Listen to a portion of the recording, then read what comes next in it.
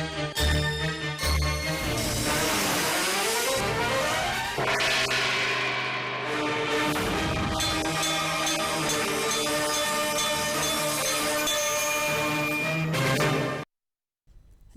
ఘంటారావానికి స్వాగతం. ముందుగా ప్రధానాంశాలు.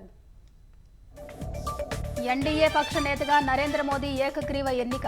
10 ఏళ్లలో దేశం ఎంతో అభివృద్ధి చెందిందన్న నేతలు.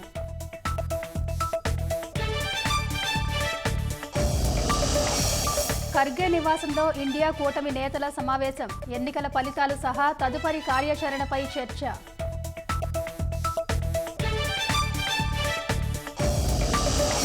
పాలకుల్లా కాకుండా సేవకుల్లా పనిచేస్తామన్న చంద్రబాబు. రాష్ట్ర బంగారు భవిష్యత్తుకు బాటలు వేస్తామని భరోసా.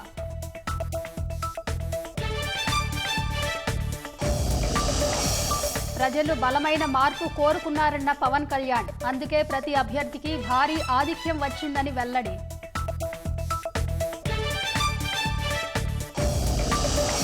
రెవెన్యూ శాఖలో దస్త్రాలు ప్రాసెస్ చేయొద్దన్న స్పెషల్ సీఎస్. బిల్లుల చెల్లింపులు, భూ కేటాయింపులు ఆపేయాలని ఆదేశాలు.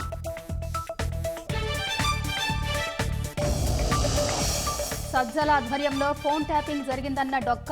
చిన్న సంభాషణలను సీఎంకు చేరవేసేవారని ఆరోపణ.